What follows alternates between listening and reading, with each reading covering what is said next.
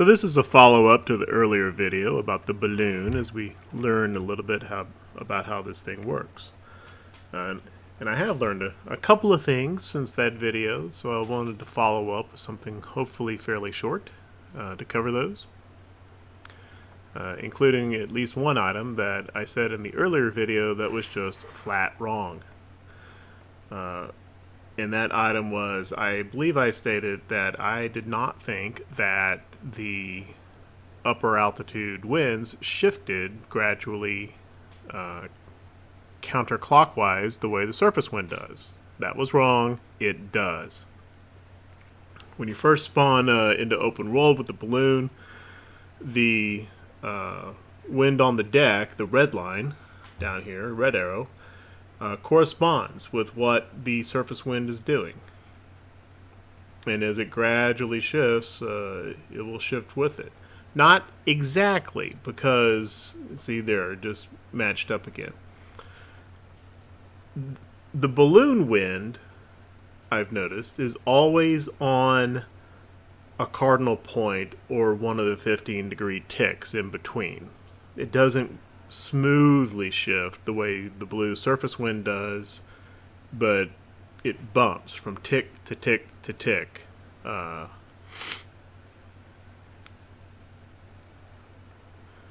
Because of that, and because the balloon, if left alone, gradually loses altitude, you're continually being pushed to the left slowly. And that has implications for steering that we'll get into in a bit. But the first thing I wanted to show was maximum altitude, which I said in the last video. I said I believed it was 3,000, but I hadn't actually gone that high yet. So we'll just confirm that here.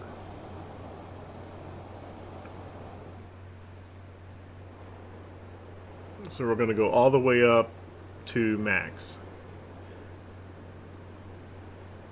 It is 3,000 meters, by the way, but there's something else worth mentioning up there. Altitude has effect on your speed.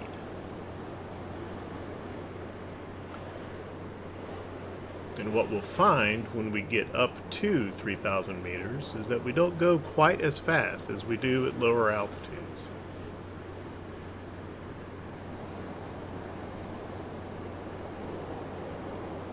I'm continually pressing the W key. W increases altitude, S decreases altitude. Notice the speed of the balloon staying below 10 knots. Whenever you're making altitude changes with the W and S keys, it slows the balloon down a lot. So, part of the trick of maneuvering this thing is to make those altitude changes as sparingly as possible.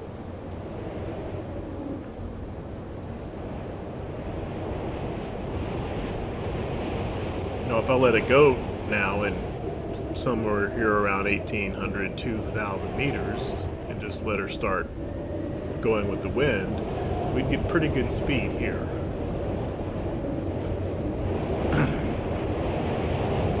But we're going to go all the way up.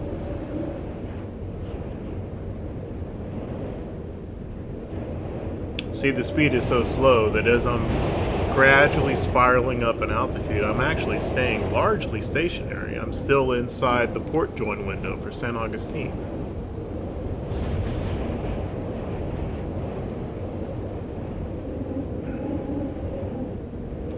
Port enter radius, probably a more accurate way to say that.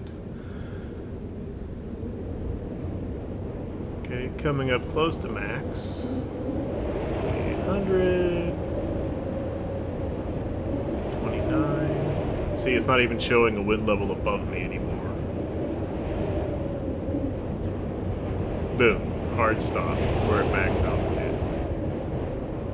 This is as high as it goes. And it makes sense, right? Because 3,000 meters, that's somewhere in the neighborhood of maybe a hair over 10,000 feet.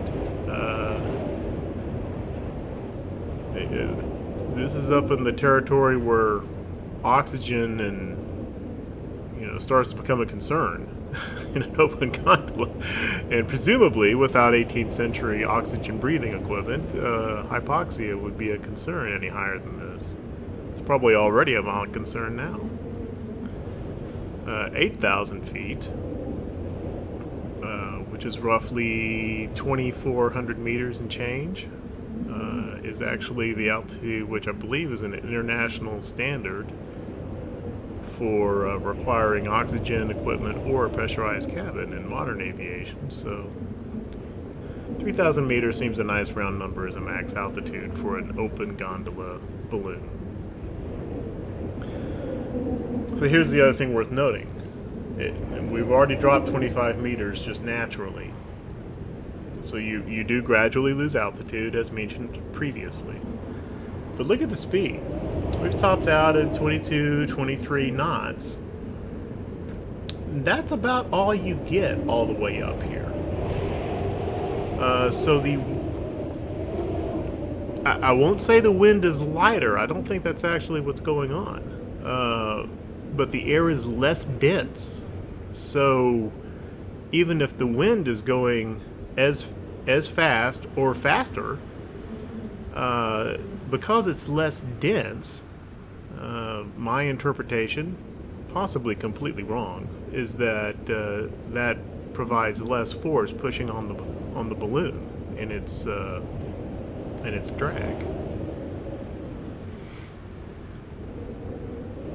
In any case, in this game world, up around 3,000 meters, you're not going to go as fast in the balloon as you do at lower altitudes. And that speed bleed off seems to me to have started occurring right around maybe 22 or 2,300 meters. Like right at 2,000, sometimes I'll get, consistently get high 30s, even occasionally break 40 knots.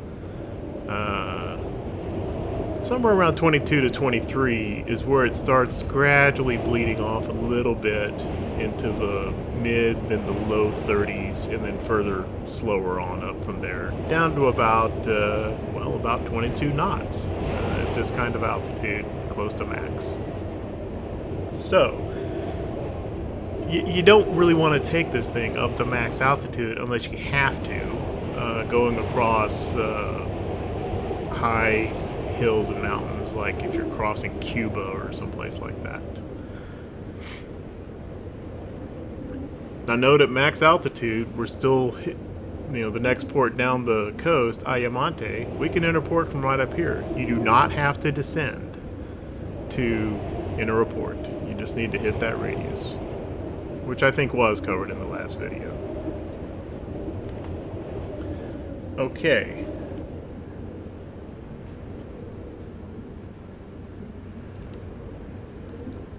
So we were at San Augustine. Where I actually want to go is Governor's Harbor. Going back home. I was over here on the Florida coast hunting some Malabar jewels. Didn't find any, but found some pearl necklaces. That's a decent consolation prize and can be carried in a balloon at 0.01 weight. So we want to go. We're not too far off our course now, but I don't want this low 20-ish speed, so I'm going to drop down through a wind cycle,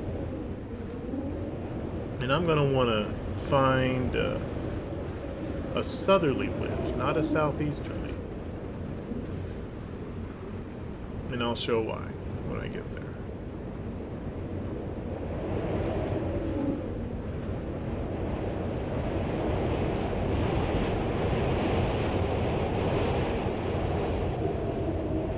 We're getting down into,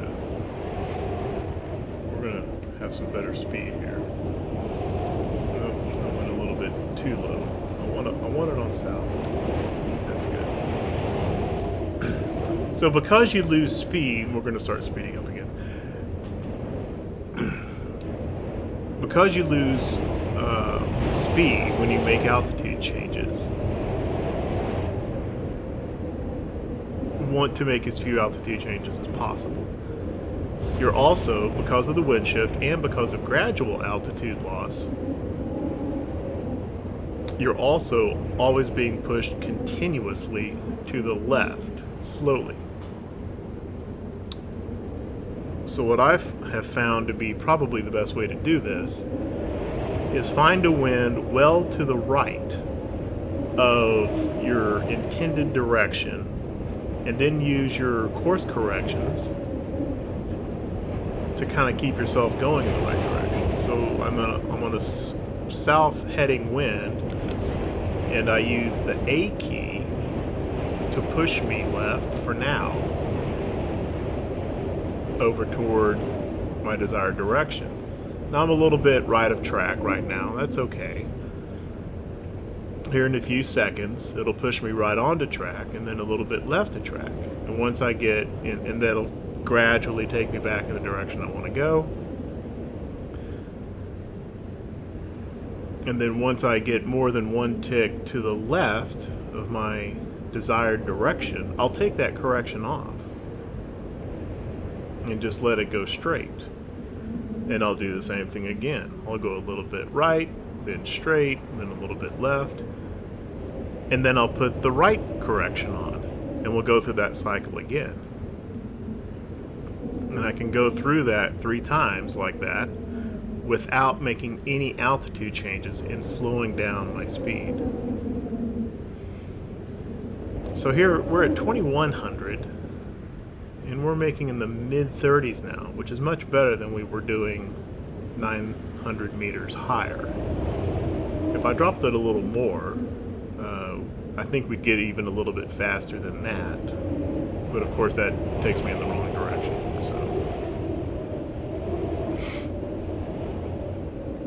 So here we've been pushed left again, and now we're going to the left of our desired track.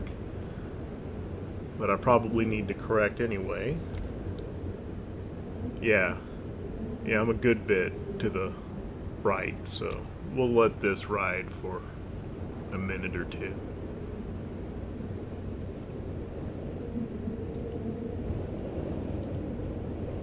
Get that chat window out of the way.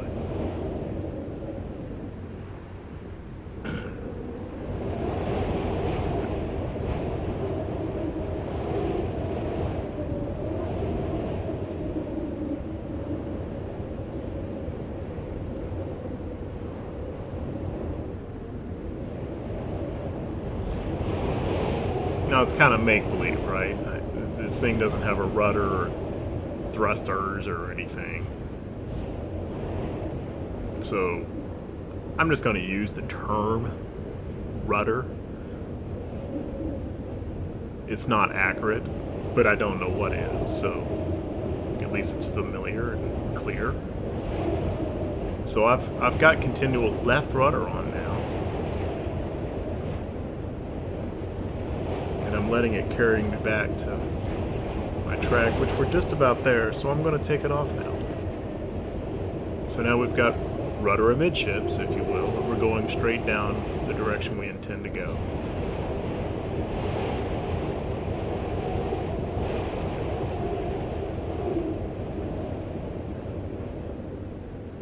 And there I'm getting pushed to the left again,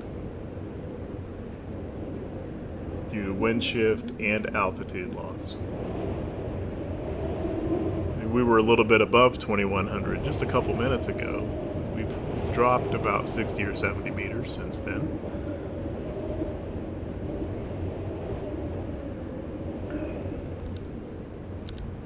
And now I'm going to put right rudder on. So double tap of the D key, and that gives you about 30 degrees course correction. That's all it gives you. And notice that red wind indicator on the compass is always directly aligned with one of the tick marks. And when it does shift, it shifts 15 degrees at once, consistently. Now I've got right rudder on now. So here in a minute, I'm going to finally reach that point where I have to make the altitude shift.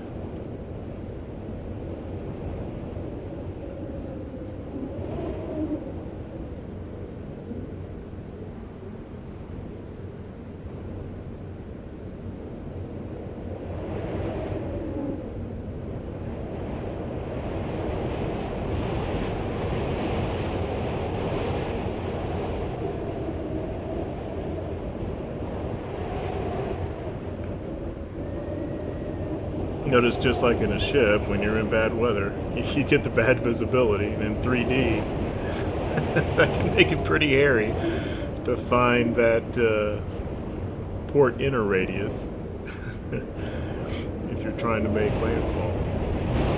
Okay, yeah, right rudder, we're still left to track, so let's go find our wind. I'm going to take that rudder off so I have a better idea exactly what wind band I'm in. We're going to just take it up until we're back on a southerly wind.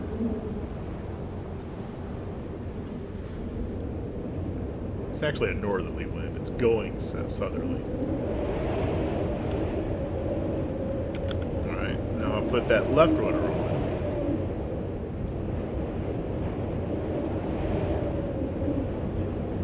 It's going to take me back to track and probably a little bit past, but that's alright. We'll get back to it. Come back up in speed.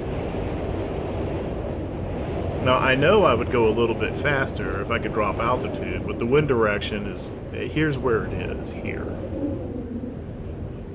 I could drop all the way down to the next southerly wind.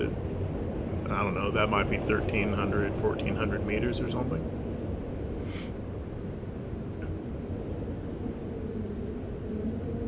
But as we get closer to the Bahamas, that might mess me up for getting over some hill or something, so I'm just going to leave it here. We're doing 37, that's pretty good.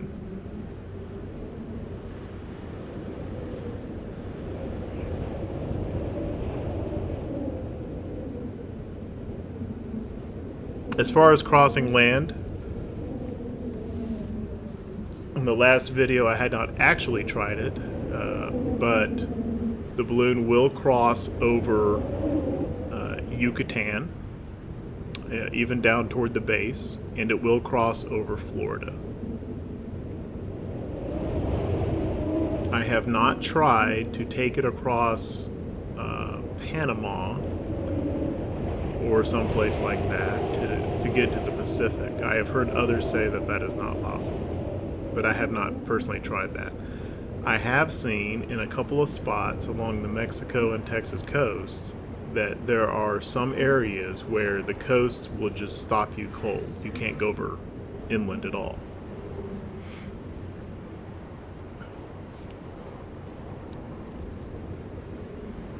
And where I saw that was right around this area, where the coast is very close to the edge of the map. It didn't let me even go to the edge, it just stopped me at the beach. But up here, in this area, yeah, you can go inland a little bit, at least. I was able to go straight line from La Bahia to Ahumada, which is pretty useful because in a ship, you know, you got to come, and they're pretty deep up in these bays, so you got to come all the way out, run up, and then run all the way back in. That adds a little bit of distance and time, even in a fast ship.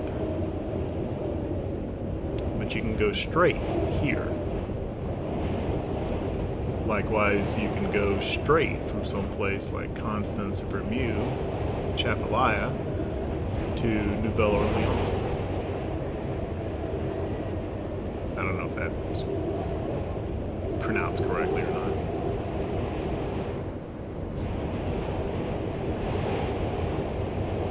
I was born there, by the way. Didn't grow up there, but it's where I was born.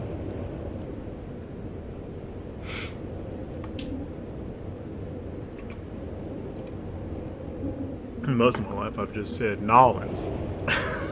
I don't think that's correct for the naval action version here. Tidbits of useless information for just about everybody on the planet. But La Bahia, today, that site corresponds to the present-day town of Port Lavaca, Texas. Used to do a lot of fishing right around in here. And Ahumada is present-day LaPorte, Texas. not Houston like some people think. Houston's kind of up over this way. This is a suburb, kind of coastal port for Houston. That's LaPorte. Galveston was a much bigger town at the time, and even today for that matter. Galveston really ought to be in this game right here. I don't know why it's not.